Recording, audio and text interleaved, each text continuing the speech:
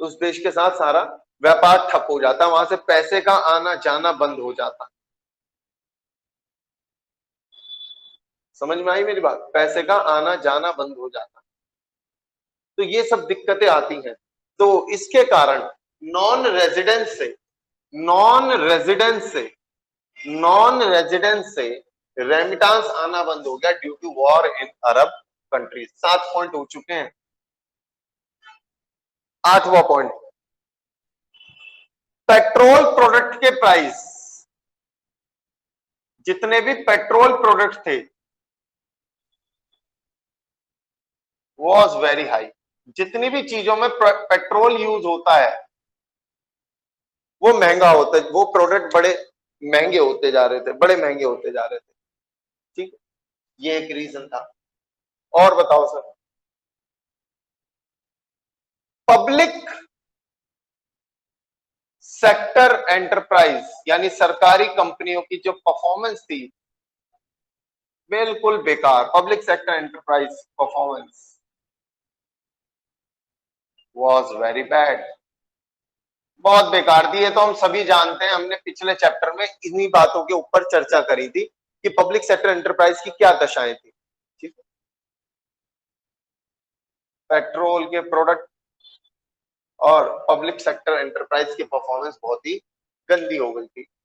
ये हो गए 9 पॉइंट। दिख रहा है आपको ये? एक मिनट रुको।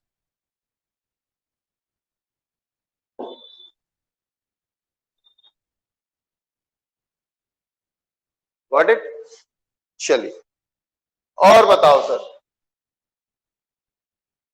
इतना बुरा हाल था, इतना बुरा हाल था कि हमने अपना गोल्ड तक बेच दिया था।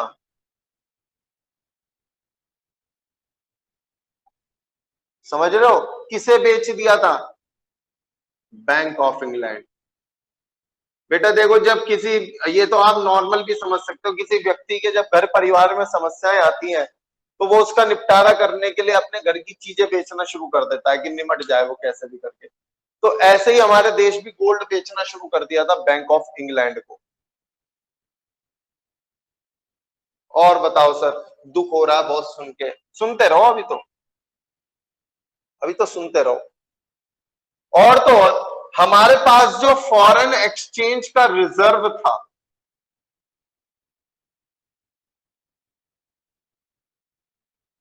फॉरेन एक्सचेंज का जो हमारे पास रिजर्व पड़ा हुआ था, फॉरेन एक्सचेंज मतलब समझते हो ना, जो विदेशी मुद्रा होती है, वो जो हमारे पास रिजर्व पड़ा हुआ था वॉज 1.8 बिलियन डॉलर।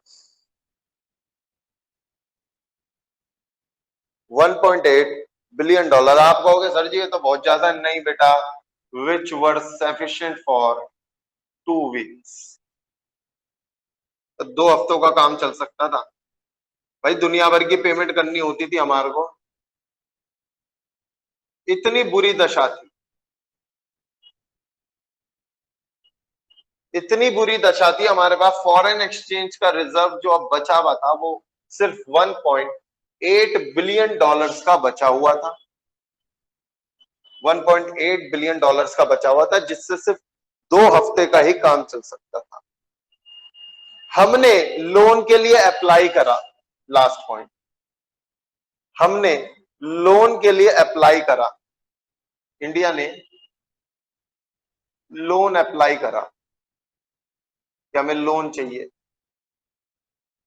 किससे मांगा loan? Loan from world bank,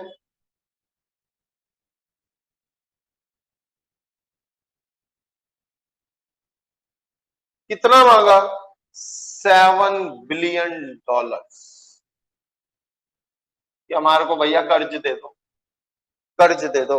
और जब हमने इनसे लोन मांगा, कर्ज कर्ज मांगा, तो मना नहीं करा इन्होंने। हाँ, क्यों नहीं भाई, मना नहीं करा, उन्होंने दिया। लेकिन बदले में, ध्यान से सुनना बेटा, बदले में कुछ कंडीशंस रख दी, जिसके कारण हमारे देश का लक खुल गया, हमारे देश का में रिफॉर्म्स आ गए। वरना हम आज भी उन्हीं पुरानी चीजों को लेकर चलते। इन्होंने क्या शर्तें रखी होंगी, इन्होंने कहा भैया देखो प्राइवेट सेक्टर को खोल दो, हमें अंदर आने दो, हम व्यापार करना चाहते हैं, हमें खुला व्यापार करने दो। जो सरकारी कंपनी थी, यस, जो सरकारी कंपनी है वो जो इतना आगे बढ़ बढ़ के आ रही है और निकम्मी कंपनियां हैं, उनको उनका दायरा कम करो, प्राइवेट सेक्टर को आगे आने दो। प्राइवेट सेक्टर आगे आएगा तो हम भी अपनी कंपनी लगा देंगे। जो व्यापार के ऊपर रेस्ट्रिक्शंस लगा रखी है आपने, वो सब बंद कर दो। बेटा ये सब चीजें इन्होंने हमारे पास, ठीक है, वो कहते हैं ना कि जब समय बदलना होता है तो बहाने होते हैं, हमारे पास ये सब बहाने थे, जिसके कारण अनजाने में ही सही देश में पॉलिसीज आई, जिस पॉलिसी को आप बड़े नाम, अच्छे नाम से जानते हो, LPG, liberalisation, privatisation and globalisation, और हमारा देश तरक्की की राह पे चलना शुरू हो गया। ना ये होता ना तरक्की आती। खैर, लेकिन मैंने आपको ये बताया कि आखिर वो इकोनॉमिक रिफॉर्म्स लाने के पीछे वजह क्या थी, हम क्यों मजबूर हो गए, तो क्या क्या वजह थी। प्लीज जरा मेरी तरफ ध्यान दो। देखो, आप बहुत अच्छे बच्चे हो, आपको याद भी हो जाएगा, बहुत प्यारे बच्चे हो आप, एक बार पढ़ लो, प्लेन रीडिंग लेते हैं पहले। नेशनल इनकम कितनी थी? जितना याद हो जाए उतना तो बोल ही सकते हैं? चलो बताओ, नेशनल इनकम कितनी थी? सभी बच्चे देखो, जो बच्चा रिप्लाई करेगा उसको याद होगा, वरना जयराम जी की। पॉइंट 8। महंगाई कितनी थी? महंगाई कितनी थी ऋतिका बेटा? 8 नहीं, 16.8। ये तो मिलते जुलते अक्षर है। 0.8, 16.8। फिस्कल डेफिसिट कितना था? 8.4% of what? GDP. Very good. Deficit financing कितना था? गलत, पल्लवी।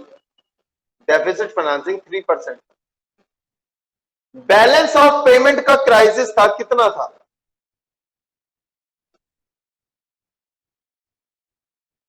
हमारी कंट्री हमारी कंट्री उधार में डूबी हुई थी, इंडेप्टेड कंट्री थी, उधार में डूबी थी। हम सालाना कितना ब्याज चुका रहे थे? Very good, 30,000 crore. देखो कितनी प्यारी प्यारी फिगर है। हाँ, 30,000 करोड़। नॉन रेजिडेंस से क्या आना बंद हो गया था?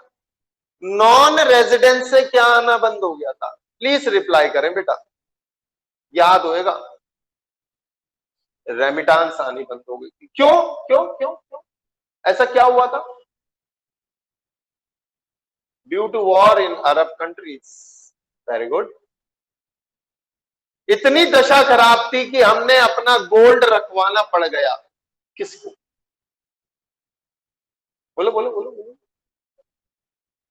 बैंक ऑफ इंग्लैंड को।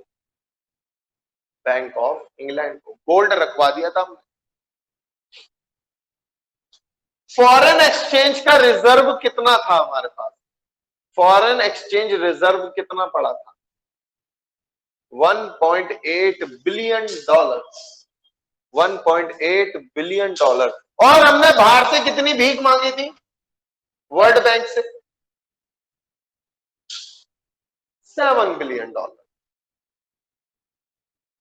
7 बिलियन डॉलर। पेट्रोल के प्रोडक्ट पेट्रोल के प्रोडक्ट के प्राइस